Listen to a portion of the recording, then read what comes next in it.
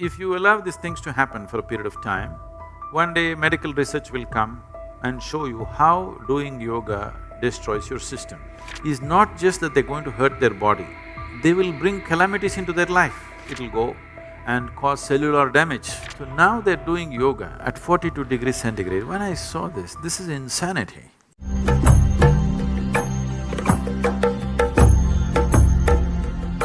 In terms of yoga getting all distorted, it is a serious concern because the type of yoga that is going on, particularly, though I come from the stables of Hatha Yoga, I never thought I should teach Hatha Yoga because I didn't want to put people through such long processes because I have other ways of doing things. I thought we will never really teach Hatha Yoga except as a preparation for some long meditation programs, just 40 days, 60 days kind of preparation. But in the last 5-6 years, I've seen many, I think I've taken off at least 2 dozen reasonably popular yoga teachers in America to stop teaching because I just pointed out what they were doing and how it is impacting their lives. See, doing improper yoga is not just that they're going to hurt their body, they will bring calamities into their life. Because what you need to understand is, Hatha Yoga, the simple physical form of yoga, is a way of aligning your system with the cosmic geometry. It's dangerous. If you do it wrong, you not just may cause physical damage, you will bring situations in your life which are completely disastrous for you. Whether your life works smoothly and constantly, successfully, or constantly you're in a pit depends on how well aligned or you're disaligned with the whole process. So Hatha Yoga is one way of aligning. It is a more physically, probably in today's world, more difficult way of doing it, but there is a certain beauty to it because it gives you health, it gives you well-being, at the same time it gives you success and focus and a different level of blissfulness in the body which very few people experience. If you just sit here, how my body feels right now, I won't exchange this for anything. So why you don't go for a drink or a drug or something else which is physically whatever is simply because you're in a better state than all those things. If I was miserable, maybe I would also drink. Yeah. If there was something going to elevate you for some time, why don't you do it? But when everything is so fantastic, why do you want to mess it up with something? That's a question, it's not a moral decision. It is just a question of, if you're living in a better place, why do you want to come down to a more gross and, basic kind of thing? So when you're able to manage your own chemistry the way you want it, why would you want to throw chemicals into the system? It's as simple as that. Now, the California court ruled that if yoga has to enter the schools, you must remove all the Indian names. So, Padmasana is being renamed as crisscross applesauce. I'm not joking. To teach the children crisscross applesauce. Looks like Padmasana. I must cry, but I'm laughing. So when I saw these yogic systems which are growing and becoming popular in America, I wouldn't like to name people and whatever because for many reasons. For example, these days it's become a fad for people to do yoga in 42 degrees centigrade temperature. The classical yoga always prescribes, if you do any yogic process, you must either do it before 8:30 or 9 in the morning or after 4:30 in the evening, because you must do it in the cooler hours. When you do any yogic practice, particularly Hatha Yoga, you will develop an enormous amount of Ushna. Ushna is not to be understood as temperature alone. It causes temperature, but it is not temperature by itself. The whole Ayurvedic system functions on Ushna, Shita and Pitta. Absolutely. So Ushna is one aspect because the yogi always wants to keep his Ushna slightly above the normal. He wants to be hot because for various reasons, if your body… Because the yogi's main concern is his perception, that he wants his perception to be unhindered. So anything that comes in its way, he wants it to be burnt out in the system. He doesn't want any excess mucus in the system. He does not want any excess fluids in the system. He wants to keep it slightly hotter than what is normal. So when you practice Hatha Yoga, the whole system is created to generate that Ushna. So always you must do it in the cooler hours, otherwise it'll go and cause cellular damage. So now they're doing yoga at 42 degrees centigrade. When I saw this is insanity. If you allow these things to happen for a period of time, one day medical research will come and show you how doing yoga destroys your system. It's not far away. Already some articles in New York Times have come and they've been circulated all over, how yoga is damaging to the system. If you allow this kind of yoga to flourish, that will be the conclusion in another 5 to 10 years, and immediately everybody will drop it. Right now it's rising without any papacy anywhere, simply by its sheer efficacy, it's just rising all over the world. You will kill that. So that's the reason I decided we must train Hatha Yoga teachers in classical Hatha Yoga. 21 weeks, a dedicated, focused time. They've never been through any training in their life like this. They think being a yoga teacher means dressing up in a certain way and, using a few Indian words. So now we're really putting them through works, 21 weeks. And this will produce definitely more stable teachers who will take yoga in its right format, so that tomorrow if somebody is doing yoga, any kind of scientific study you conduct on them should be an absolute thumbs up, for sure, on all levels, physically, psychologically, emotionally, and in ways that they don't understand. Sthiram Sukham Asanam.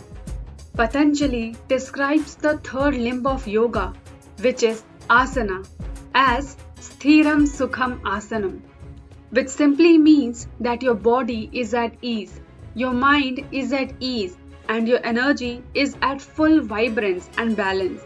And now you are naturally meditative and you will find the full potential to your life. An asana is a posture. There are innumerable postures that your body can take. Along with these, certain postures have been identified as yoga asanas. Yoga means that which takes you to a higher possibility or higher dimension or higher perception of life. So, that kind of posture that leads you to higher possibility is known as Yogasana. You might have noticed that for different mental and emotional situations that you go through, your body naturally tends to take different postures or different positions. If you are happy, you sit in one way. If you are peaceful, you sit in another way. If you are angry, you sit in another way. And if you are overthinking, you sit in another way. Many times, by simply looking, you can tell what is happening with someone by just observing the way he or she sits. Based on this, conversely is the science of asanas. By consciously getting our body into certain postures, we can also elevate our consciousness. We can change the way we feel, we think, we understand, and we perceive and experience the life by just sitting in one particular asana or in one particular way. Many think that Yogasana is exercise. It is not. They are very subtle processes of manipulating our energy into a certain direction. It needs to be done with a certain level of awareness and consciousness. We can practice asana just physically or more deeply being aware of the breath, sensation, reverberation, being aware of the nadis or with appropriate mantras. There are different ways one can perform asana or practice asana. Right now, if someone is trying to do Hatha Yoga, the biggest barrier one can experience is the limitation of his or her own body. Though, as long as one lives, the body is the abode of their existence. Still, we find that body is the major limitation. In fact, whatever human beings want to do, the biggest barrier in their life is their own body and mind, because actually the body is the constant manifestation of various levels of compulsiveness depending upon the type of information that has gone into the system, what we refer to as the karmic body. Now, this information determines how much compulsiveness you suffer from and how much freedom you naturally enjoy with yourself. But the good thing is, in Hatha Yoga, no one is concerned about who your fathers or forefathers were, what type of genetics and karmic substance we received from them. and what we have imbibed in the process of living. It does not matter what has happened until the moment we have decided to take charge of our life. Now, many times we have heard Sadhguru saying that if anyone is a serious practitioner of yoga, an astrologer will never want to make a predictions on them, because even he understands that the particular person has taken charge of his life. Now astrology has no meaning for him or her. Now this simply means that if anyone holds the posture right and if this alignment is right, then it matches with the cosmic alignment in some way. This is what Yogasana means, that we are taking charge of our life, and that is why it is very, very important that the atmosphere in which we perform the Yogasana is conducive rather than being compulsive. Because Yogasana is a means to connect. The whole system of yoga is about enhancing perception. But today, Hatha Yoga is simply becoming ugly because people start taking it like a circus. Many people think that yoga is about sculpting the body or showing it off. But actually, it is not. It is to make the body into a fantastic vessel, a fabulous device to receive the divine, to give space to the divine. Now, coming to the main topic, we all heard from Sadhguru in this video itself about the timing of doing yoga, right? We heard that at what particular duration or time of the day we should perform it. Now I know many of you would be unaware of this. And not only this, there are some more common mistakes that a whole majority of people make while doing Hatha Yoga practice or any Yogasana practice. Let us look into some more mistakes that one does while performing Yogasana. Many of us speak while doing an asana practice, right? But this is absolutely not to be done. Why? Let's go back into the Yoga Sutras. Patanjali said, Sthiram Sukham Asanam. That which is absolutely stable and comfortable is an asana. This means your body is at ease, your mind is at ease, and your energy is vibrant and balanced.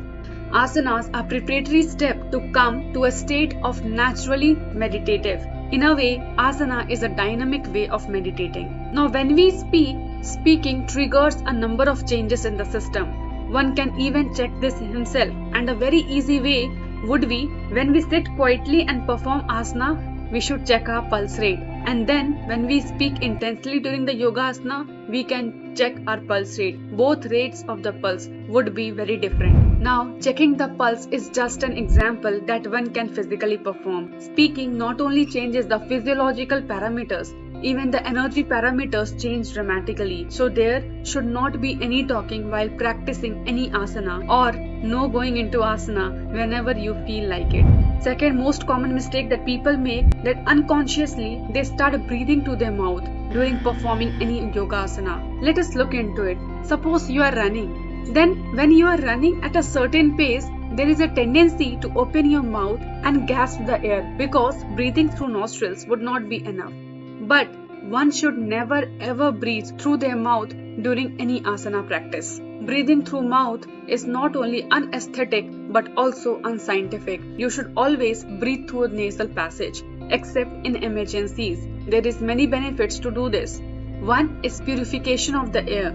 Another is that the temperature of the air get adjusted to the body temperature before it enters the lungs, which is very, very important when we breathe air through our nostrils. And therefore in Yogasana, there is absolutely no necessity to breathe through your mouth. One should never push themselves to the point where we have to open the mouth. You must be conscious and steadily build it up in such a way that your ability to breathe keeps increasing and you don't have to breathe in through your mouth. Now from this, moving forward to the next common mistake that many of us make is, many of us unconsciously open our eyes during practicing any yoga or any meditation or any asana.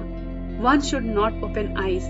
Let us look into it. One should not open their eyes during practicing any asana, because while practicing any asana, we want to internalize, and therefore one basic step towards any internalization is to close our eyes, because out of 5 senses, our vision is the most outwardly engaging process. And that is why one should never open their eyes during practice of any yogasana until and unless any emergency comes. So now, winding it up, How comfortably you travel through life depends on how deeply you have grasped your body and your mind. For the journey to be comfortable, the vehicle, that is our body, has to be very good. And we must also understand that the vehicle, our body, how it behaves, what it does, and why it does. One should know this. So at last, hope you loved the video and found it meaningful. And if yes, do not forget to give it a like, share, and subscribe. Up to next, stay safe, healthy, happy, and namaskaram.